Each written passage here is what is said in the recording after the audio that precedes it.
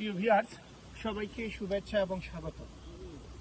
শ্রাবণের এই সময়টা আমরা আজকে আছি সাতছড়ি ন্যাশনাল পার্কের ত্রিপুরা পল্লীর ঠিক সামনটাতে। পাহাড়ে আমরা বাঙালিরা গিয়ে সুখ খুঁজি, কিন্তু পাহাড়ের যে কষ্ট বা কান্না, পাহাড়ের ভিতরে যে মানুষের একটা হাহাকার, এটা আপনি আজকে এই পাহাড়ের দিকে তাকালি দেখবেন।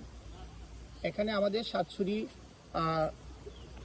এই উপজাতি পাহাড়ে 36টা পরিবার এখানে বসবাস করে। এখানে তাদের আসে যাওয়ার কোনো রাস্তা নাই, তারা পাচ্ছে না তাদের যে হিউম্যান রাইটস, যে মানব অধিকারের যে রাইটসগুলা, এগুলো তারা প্রায়ই পাচ্ছে না। তাদের এখান থেকে তারা চিকিৎসা পাচ্ছে না তারা পড়াশোনার খুব ভালো একটু ব্যবস্থা। সেই ক্ষেত্রে তারা যে কতটুকু অবহেলিত, নেই তাদের বাসস্থান, যাওয়ার কোনো রাস্তা, খুব কঠিন পরিবেশে তারা বসবাস করছে। খুব বাসস্থানের অবস্থাটা খুবই খারাপ, তারা খুব মানবতার জীবনযাপন করছে। তাদের এই একমাত্র রাস্তাটি যেটি ছিল, সেটা পাহাড় ভাঙতে আজকে নাই বললেই চলে।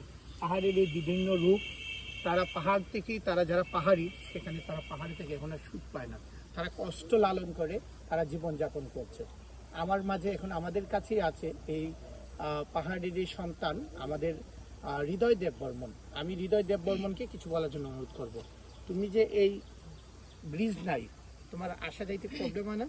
যে আমাদের অনেক কষ্ট হয় স্কুলে যাইতে, যদি বৃষ্টি হয় তো এগুলার কারণে যাইতে পারে না, তো আমরা অনেক কষ্ট হয় আর কি। বৃষ্টি হলে সে তার স্কুলে যেতে পারে না।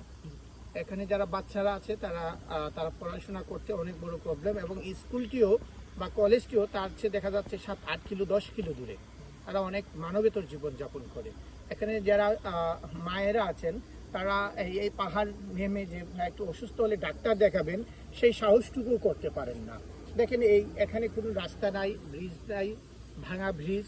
এই মানবতার জীবনযাপন যদি প্রশাসনিক কর্তা ব্যক্তিদের একটু নজরে আসে এবং তাদেরকে একটু অন্তত আপাতত তাদেরকে একটু রাস্তার ব্যবস্থা করে দেন, তাদের যে অধিকারের একটু ব্যবস্থা করে দেন। এই পাহাড়ি মানুষদের কথা, যারা পাহাড়ির আদিবাসী হিসেবে তারা যারা দাবি করে, যাদেরকে আমরা সবাই কিন্তু ভালোবাসি, কিন্তু তাদের অধিকারটুকু তাদেরকে একটু ভালোভাবে বেঁচে থাকার জন্য, যে তাদের একটু রাস্তা দরকার, বা তাদের এখানে শিক্ষালয় দরকার, বা চিকিৎসা দরকার, তাদের যে মানব অধিকারে যেটুকু পাওনাটুকু তারা এখানে প্রায় বলা চলে নেই বললেই চলে, সেইটুকু যদি তাদেরকে দেওয়া যায়, তারা হয়তো বা আমাদের মতো স্বাভাবিক সমাজে তারা আরও বেশি প্রতিনিধিত্ব করবে। তাদেরকে তখন আর কোনটা দিতে হবে না, কারণ তারা তখন জানবে তাদেরকে পড়াশোনা করে তাদেরকে মানুষ হতে।